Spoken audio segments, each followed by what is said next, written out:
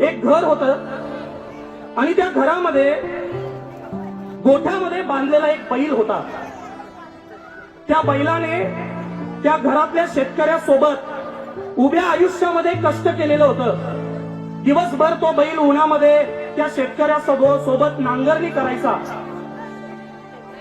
त्या बैलासोबत त्या शेतकऱ्यानं उन्हातानात एवढे कष्ट केले. आपल्या मुलग्याचं शिक्षण त्यानं पूर्ण केलं, आपल्या मुलीचं लग्न त्यानं लावलं. आपल्या घराला आणि आयुष्याला समाधानी आयुष्य मिळावं यासाठी तो शेतकरी आयुष्यभर त्या बैलासोबत त्या उन्हामध्ये राबायला लागला. काही दिवस सरून गेले, वर्ष सरून गेली आणि त्या गोठ्यातला जो बैल आहे तो बैल म्हातारा झाला. मुलं मोठी झाली. त्या मुलांना वाटायला लागलं या गोठ्यामधला जो बैल आहे तो बैल आता म्हातारा झालाय, आता त्याला विकला पाहिजे.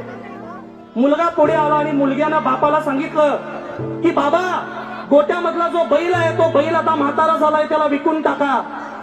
मुलगी मोठी झाली. मुलगीनं बापाला सांगितलं बाबा, गोठ्यामधला जो बैल आहे तो बैल आता म्हातारा झालाय, त्याला विकून टाका. पण बाबा काही ऐकायला तयार नाहीत. दिवस निघून गेले, महिना निघून गेले, ऋतू सरून गेले, काही वर्ष सुद्धा उलटून गेली. तो गोठ्यातला बैल हळू हळू हळू आजारी पडायला लागला. पुन्हा घरामध्ये त्यासाठी भांडणं व्हायला लागली. मुलगा मुलगी म्हणत होते, आता बायको सुद्धा म्हणायला लागली गोठ्यातला बैल आता विकून टाका. घरातले सगळेच मागे लागले. म्हणून त्या शेतकऱ्याचा नाईलाज झाला. शेतकऱ्याने ठरवलं ठीक आहे, पण मनामध्ये विचार होता, अरे ज्या बैलासोबत आपण आयुष्य काढलं, जो बैल उन्हातानात माझ्या सोबत राबत राहिला, तो बैल उन्हामध्ये घाम गाळत होता, म्हणून मी माझ्या मुलाला शिकवू शकलो, माझ्या मुलीचं शिक्षण पूर्ण करू शकलो, माझ्या मुला मुलींना मी योग्य आयुष्य देऊ शकलो, माझ्या घरातल्या सगळ्यांना सुखाने समाधानाने जेवू घालू शकलो. कारण तो बैल उन्हामध्ये माझ्यासोबत राबत होता. आज माझ्यावरती वाईट वेळ आलेली आहे, म्हणून हा बैल मला विकायला लागतोय. तो शेतकरी तो बैल घेऊन बाजारामध्ये यायचा. बाजारामध्ये अनेक प्राणी विक्रीसाठी उभे असायचे. तिथे तो बैल उभा असायचा. एखादा गिराईक यायचा आणि ते गिराईक त्या शेतकऱ्याला विचारायचं, काय हो हा बैल कितीला दिलात? शेतकरी म्हणायचा, हो पैसे वगैरे सोडून द्या, फक्त एवढंच सांगा तुम्हाला तंबाखू खायची सवय आहे का? तो गिराईक म्हणायचा, नाही जी, नाही, मला तंबाखू खायची सवय नाही, या बैलाची किंमत सांगा, बैल मला आवडलाय. शेतकरी म्हणायचा, तुम्हाला तंबाखू खायची सवय नाही ना, मग माझा बैल मला तुम्हाला विकायचा नाही. पुन्हा दुसरं गिराईक यायचं. दुसरं गिराईक विचारायचं, बाबा या बैलाची किंमत काय?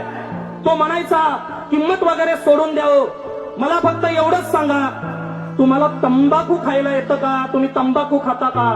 तो गिराईक म्हणायचा, नाही जे नाही, मी तंबाखू नाही खात. शेतकरी म्हणायचा, तुम्ही तंबाखू खात नाही ना, मग माझा बैल मी तुम्हाला नाही विकणार. दिवसभर अनेक गिराईक यायचे. तो वेड्यासारखा हाच प्रश्न विचारायचा, बैल काय विकला जायचा नाही. बैल घेऊन घरी यायचा. दिवस गेले, आठवडे गेले, महिने गेले, एक दोन ऋतू सरले. घरामध्ये वाद वाढायला लागला. अरे रोज आमचे बाबा बैल घेऊन त्या बाजारामध्ये जातात, एक साधा बैल यांना विकता येत नाही. त्या घरातल्या मुलानं विचार केला, मुलगा हुशार, आजच्या पिढीतला शिकलेला, त्यानं विचार केला, जरा बाबांच्या मागे मागे जाऊयात आणि नेमकं बाबा बाजारात काय करतात ते बघूयात. तो मागे मागे गेला. बैल लागलेला होता. एक गिराईक आलं. गिराईकानं प्रश्न विचारला, बाबा बैल आवडलाय, बैलाची किंमत काय? बाबांनी सांगितलं, अहो सोडून द्या, तुम्ही तंबाखू खाता का ते सांगा. तो मुलगा मागे राहून ते सगळं बघतोय. दिवसभर 10-12 गिराईक येत आहेत आणि बाबा बैल विकण्याऐवजी प्रश्न विचारतायत, तुम्हाला तंबाखू खायला येतं का? त्या मुलग्याचा संताप होतो, राग अनावर होतो. तो घरी येतो, बाबांची वाट पाहत असतो. संध्याकाळी बाबा घरी येतात. बाबांनी घरात पाय ठेवल्या मुलगा भांडणं काढतो आणि म्हणतो, बाबा तुम्हाला एवढी पण अक्कल नाही का हो? मी तुमच्या मागे मागे बाजारामध्ये आलो, एवढे गिराईक तुमच्या जवळ आले, ते गिराईक पैसे द्यायला तयार होते आणि तुम्ही मूर्खासारखं त्या गिराईकाला काय प्रश्न विचारत होता, तुला तंबाखू खायला येतं का? अहो बाबा, तंबाखू खाण्याचा आणि बैल विकण्याचा काय संबंध? असं म्हटल्या बाबांना हुंदका फुटतो.